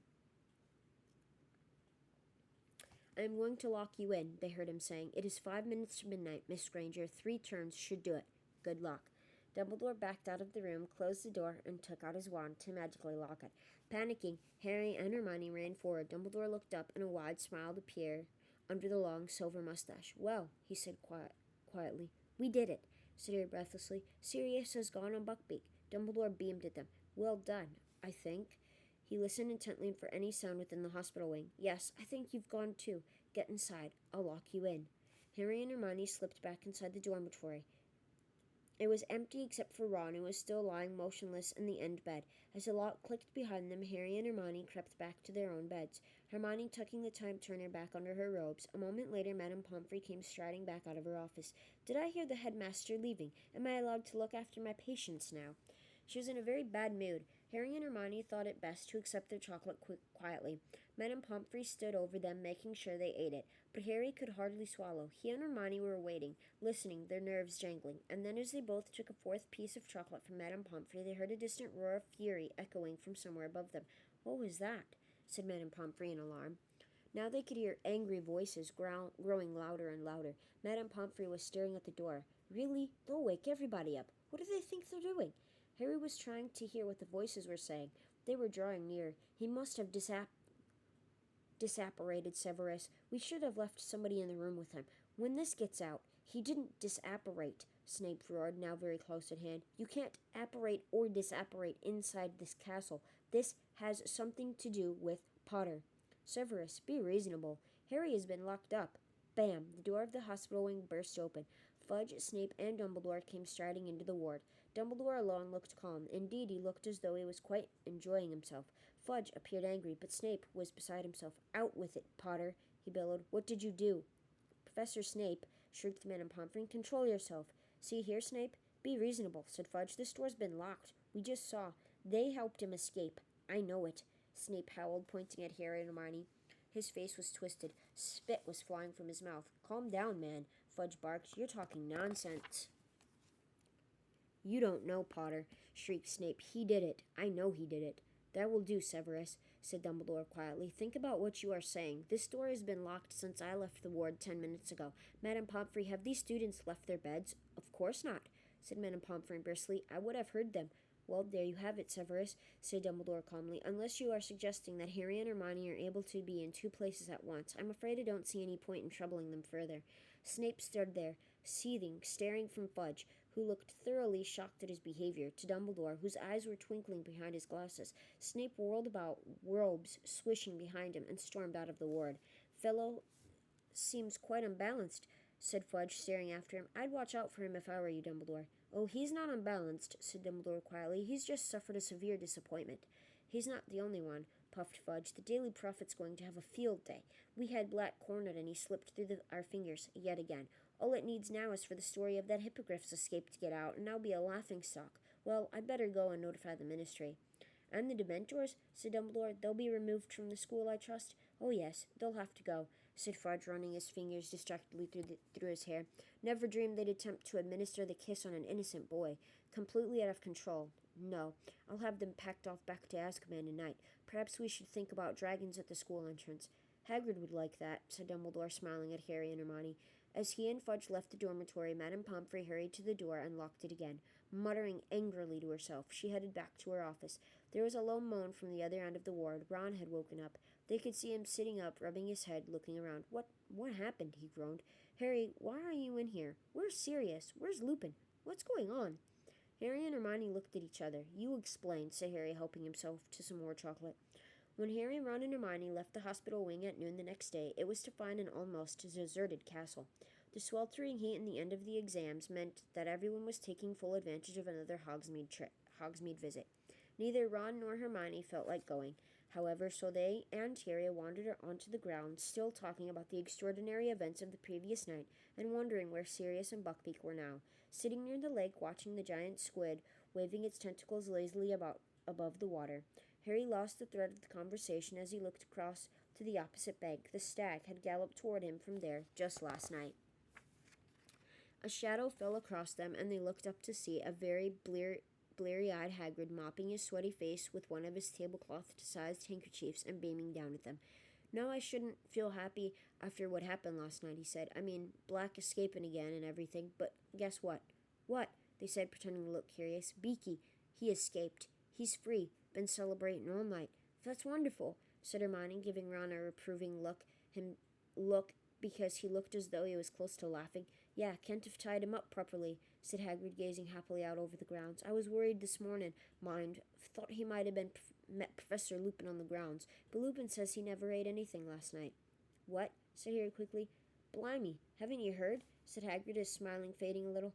He lowered his voice, even though there was nobody in sight. "Snape told all the Slytherins this morning. Thought everyone know by now. Professor Lupin's a werewolf, see? And he was loose on the grounds last night. He's packing now, of course." "He's packing?" said Harry, alarmed. "Why? Leaving, isn't he?" said Hagrid, looking surprised that Harry had to ask. "Resigned first thing this morning. Says he can't risk it happening again." Harry scrambled to his feet. "I'm going to see him," he said to Ron and Hermione. "But if he's resigned, doesn't sound like there's anything we can do." "I don't care. I still want to see him. I'll meet you back here." Lupin's office door was open. He had already packed most of his things. The Grindylows' empty tank stood next to his battered old suitcase, which was open and nearly full. Lupin was bending over something on his desk and looked up only when Harry knocked on the door. "I saw you coming," said Lupin, smiling. He pointed to the parchment he had been poring over. It was the Marauder's map. "I just saw Hagrid," said Harry, "and he said you'd resigned. It's not true, is it?" "I'm afraid it is," said Lupin. He started opening his desk drawers and taking out the contents. "Why?" said Harry. "The Ministry of Magic don't think you are helping Sirius, do they?" Lupin crossed to the door and closed it behind Harry. "No. Professor Dumbledore managed to convince Fudge that I was trying to save your lives." He sighed. "That was the final straw for Severus. I think the loss of the Order of Merlin hit him hard. So he accidentally let slip that I am a werewolf this morning at breakfast." "You're not leaving just because of that," said Harry. Lupin smiled wearily. "This time tomorrow the owls will start arriving from parents. They will not want a werewolf teaching their children, Harry. And after last night, I see their point. I could have bitten any of you. That must never happen again." "You are the best defense against the dark arts teacher we've ever had," said Harry. "Don't go." Lupin shook his head and didn't speak. He carried on emptying his drawers. Then, while Harry was trying to think of a good argument to make him stay, Lupin said, "From what the headmaster told me this morning, you saved a lot of lives last night, Harry. If I'm proud of anything I've done this year, it's how much you've learned. Tell me about your Patronus." "How do you know about that?" said Harry, distracted. What else could have driven the Dementors back? Harry told Lupin what had happened. When he'd finished, Lupin was smiling again. "Yes, your father was always a stag when he transformed," he said. "You guessed right. That's why we called him Prongs." Lupin threw his last few books into his case, closed the desk drawers, and turned to look at Harry. "Here, I brought this from the Shrieking Shack last night," he said, handing Harry back the invisibility cloak. "And," he hesitated, then held out the Marauder's map too. "I am no longer your teacher, so I don't feel guilty about giving you back this as well. It's no use to me, and I dare say you, Ron, and Hermione will find uses for it." Harry took the map and grinned. "You told Moony, Wormtail, Padfoot, and Prongs would have wanted to lure me out of school. You said they'd have thought it was funny." "And so we would have," said Lupin, now reaching down to close his case. "I have no hesitation in saying that James would have been highly disappointed if his son had never found any of the secret passages out of the castle." There was a knock on the door. Harry hastily stuffed the Marauder's map and the invisibility cloak into his pocket. It was Professor Dumbledore. He didn't look surprised to see Harry there. "Your carriage is at the gates, Remus," he said. "Thank you, Headmaster." Lupin picked up his old suitcase and an empty Grindylow tank. "Well, goodbye, Harry," he said, smiling. "It has been a real pleasure teaching you. I feel sure we'll meet again sometime. Headmaster, there is no need to see me to the gates. I can manage." Harry had the impression that Lupin wanted to leave as quickly as possible. "Goodbye, then, Remus," said Dumbledore soberly. Lupin shifted the Grindylow tank slightly so that he and Dumbledore could shake hands. Then, with a final nod to Harry and a swift smile, Lupin left the office. Harry sat down in his vacated chair, staring glumly at the floor. He heard the door close and looked up. Dumbledore was still there. "Why so miserable, Harry?" he said quietly. "You should be very proud of yourself after last night." "It didn't make any difference," said Harry bitterly. "Pettigrew got away." "Didn't make any difference?" said Dumbledore quietly. "It made all the difference in the world, Harry. You helped uncover the truth. You saved an innocent man from a terrible fate." Sorry, it's a little hard to turn the pages when you get to the end of the book. The pages kind of stick together here. All right. Terrible. Something stirred in Harry's memory, greater and more terrible than ever before. Professor Trelawney's prediction. "Professor Dumbledore, yesterday, when I was having my divination exam, Professor Trelawney went very, very strange." "Indeed," said Dumbledore. "Or stranger than usual, you mean?" "Yes. Her voice went all deep and her eyes rolled, and she said Voldemort's servant was going to set out to return to him before midnight. She said the servant would help him come back to power." Harry stared up at Dumbledore. "And then she sort of became normal again, and she couldn't remember anything she said. Was she making a real prediction?" Dumbledore looked mildly impressed. "Do you know, Harry, I think she might have been," he said thoughtfully. "Who'd have thought it? That brings her total of real predictions up to 2. I should offer her a pay raise." "But," Harry looked at him aghast, how could Dumbledore take this so calmly? "But I stopped Sirius and Professor Lupin from killing Pettigrew. That makes it my fault if Voldemort comes back." "It does not," said Dumbledore quietly. "Hasn't your experience with the Time Turner taught you anything, Harry? The consequences of our actions are always so complicated, so diverse, that predicting the future is a very difficult business indeed. Professor Trelawney, bless her, is living proof of that. You did a very noble thing in saving Pettigrew's life. But if he helps Voldemort back to power, Pettigrew owes his life to you. You have sent Voldemort a deputy who is in your debt. When one wizard saves another wizard's life, it creates a certain bond between them, and I'm much mistaken if Voldemort wants his servant in the debt of Harry Potter." "I don't want a connection with Pettigrew," said Harry. "He betrayed my parents." "This is magic at its deepest, its most impenetrable, Harry. But trust me, the time may come when you will be very glad you saved Pettigrew's life." Harry couldn't imagine when that would be. Dumbledore looked as though he knew what Harry was thinking. "I knew your father very well, both at Hogwarts and later, Harry," he said gently. "He would have saved Pettigrew too. I am sure of it." Harry looked up at him. Dumbledore wouldn't laugh. He could tell Dumbledore. "I thought it was my dad who conjured my Patronus. I mean, when I saw myself across the lake, I thought I was seeing him." "An easy mistake to make," said Dumbledore softly. "I expect you'll tire of hearing it, but you do look extraordinarily like James, except for the eyes. You have your mother's eyes." Harry shook his head. "It was stupid thinking it was him," he muttered. "I mean, I knew he was dead. You think the dead we loved ever truly leave us? You think that we don't recall them more clearly than ever in times of great trouble? Your father is alive in you, Harry, and shows himself most plainly when you have need of him. How else could you produce that particular Patronus? Prongs rode again last night." It took a moment for Harry to realize what Dumbledore had said. "Last night Sirius told me all about how they became animagi," said Dumbledore, smiling. "An extraordinary achievement, not least keeping it quiet from me.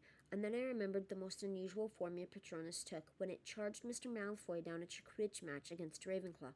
You know, Harry, in a way, you did see your father last night. You found him inside yourself."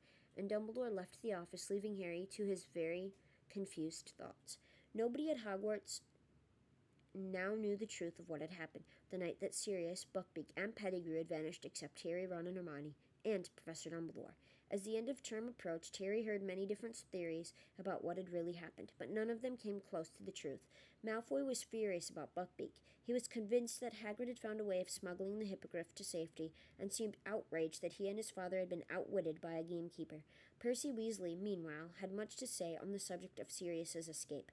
"If I manage to get into the Ministry, I'll have a lot of proposals to make about magical law enforcement," he told the only person who would listen, his girlfriend, Penelope. Though the weather was perfect, though the atmosphere was so cheerful, though he knew they had achieved the near impossible in helping Sirius to freedom, Harry had never approached the end of a school year in worse spirits. He certainly wasn't the only one who was sorry to see Professor Lupin go, The whole of Harry's defense against the dark arts class was miserable about his resignation. "Wonder what they'll give us next year," said Seamus Finnegan gloomily. "Maybe a vampire?" suggested Dean Thomas hopefully. It wasn't only Professor Lupin's departure that was weighing on Harry's mind. He couldn't help thinking a lot of Professor Trelawney's prediction. He kept wondering where Pettigrew was now, whether he had sought sanctuary with Voldemort yet. But the thing that was lowering Harry's spirits most of all was the prospect of returning to the Dursleys.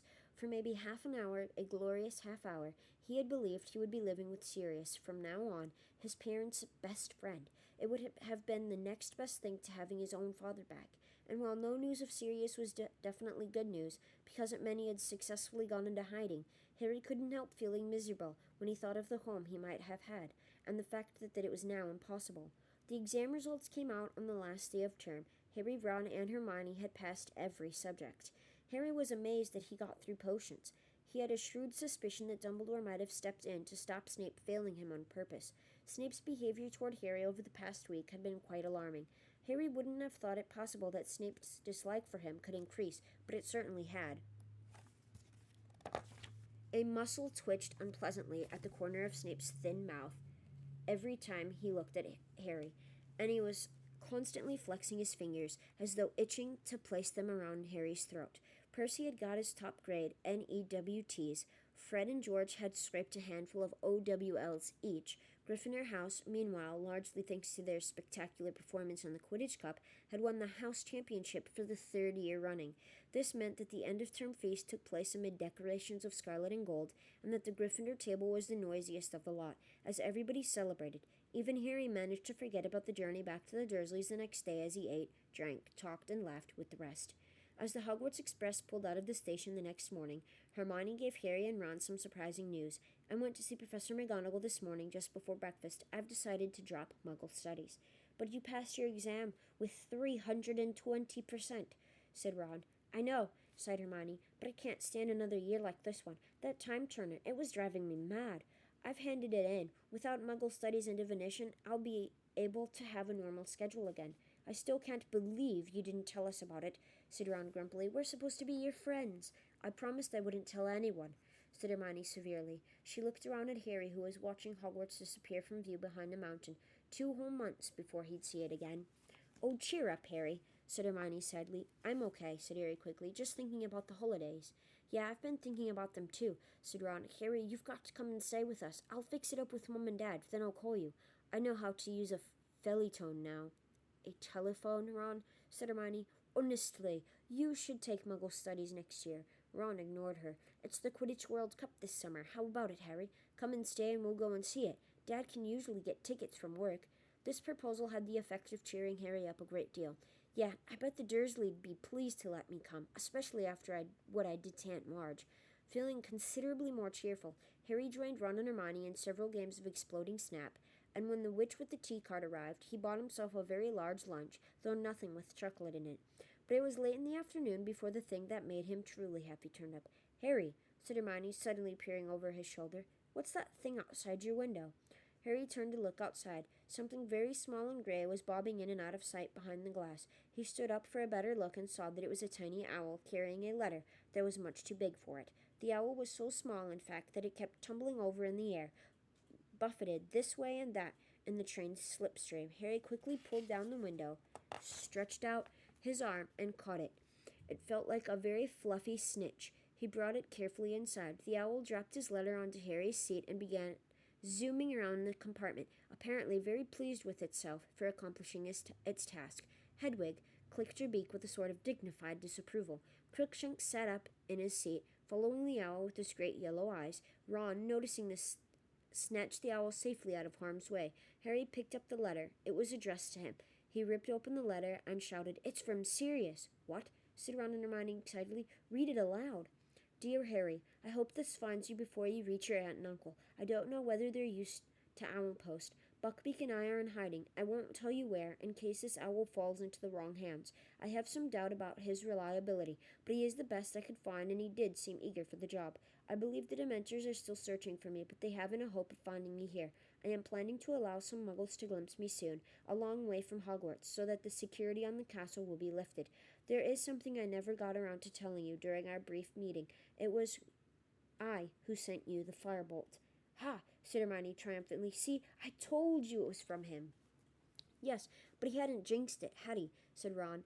"Ouch!" The tiny owl, now hooting happily in his hand, had nibbled one of his fingers in what seemed to think was an affectionate way.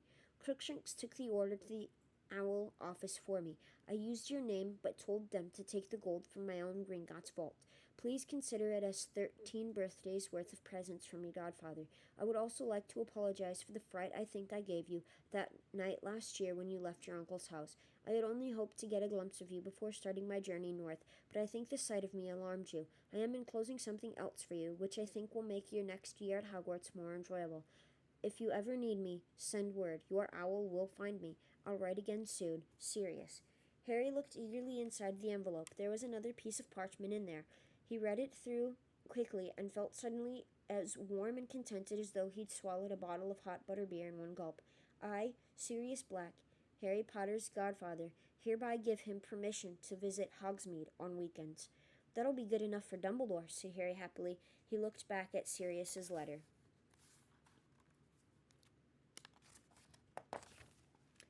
"Hang on, there's a P.S. I thought your friend Ron might like to keep this owl, as it's my fault he no longer has a rat." Ron's eyes widened. The minute owl was still hooting excitedly. "Keep him," he said uncertainly. He looked closely at the owl for a moment. Then, to Harry's and Hermione's great surprise, he held him out for Crookshanks to sniff. "What do you reckon?" Ron asked the cat. "Definitely an owl?" Crookshanks purred. "That's good enough for me," said Ron happily. "He's mine?" Harry read and reread the letter from Sirius all the way back into King's Cross Station. It was still clutched tightly in his hand as he, Ron, and Hermione stepped back through the barrier of platform 9 3/4. Harry spotted Uncle Vernon at once. He was standing a good distance from Mr. and Mrs. Weasley, eyeing them suspiciously, and when Mr. Weasley hugged Harry in greeting, his worst suspicions about them seemed confirmed. "I'll call about the World Cup," Ron yelled after Harry as Harry bid him and Hermione goodbye, then wheeled the trolley bearing his trunk and Hedwig's cage toward Uncle Vernon, who greeted him in his usual fashion. "What's that?" he snarled, staring at the envelope Harry was still clutching in his hand. "If it's another form for me to sign, you've got another." "It's not," said Harry cheerfully. "It's a letter from my godfather." "Godfather?" sputtered Uncle Vernon. "You haven't got a godfather." "Yes, I have," said Harry brightly. "He was my mom and dad's best friend. He's a convicted murderer, but he's broken out of wizard prison and he's on the run. He likes to keep in touch with me, though, keep up with my news, check if I'm happy." And grinning broadly at the look of horror on Uncle Vernon's face, Harry set off toward the station exit, Hedwig rattling along in front of him, for what looked like a much better summer than the last. And that is the end of Harry Potter and the Prisoner of Azkaban. So, Harry finally is able to go to Hogsmeade because his godfather sent a letter for him, and because Dumbledore knows the truth about all the ramifications and stuff behind Sirius Black, I believe Dumbledore will allow the Hogsmeade trip, considering, everything that has happened. I believe we'll be learning a little bit. Obviously, I know, I'm read the Harry Potter books and stuff like that, but for those of you that don't know, I do believe we'll be seeing a little bit more or hearing a little bit more of Sirius Black in the fourth book. We obviously are getting a new Defense Against the Dark Arts teacher, as Lupin is not going to be there, so I'm kind of wondering who this new one's going to be. I do think the fourth book is a little bit longer, so the fourth book might take us longer to read, and I think what we'll do is I might do 5 or 6 chapters depending on the length of the book and the length of the chapters. We might do about 5 chapters a week instead of the usual 4. Like I said, depending on chapters. I have to look at it and see and break it up accordingly. But we might do that. So we have that to look forward to next week. So thank you guys for listening in on this. I hope you guys have a fantastic rest of your day, evening, weekend, week, whenever you are hearing this. And next week we will be starting on the 4th Harry Potter book. If you guys do enjoy this, make sure to like, comment, and subscribe. And I will see everybody next week. Thank you for watching the video. Baby Hulk Rage signing out. Much love, guys. Bye.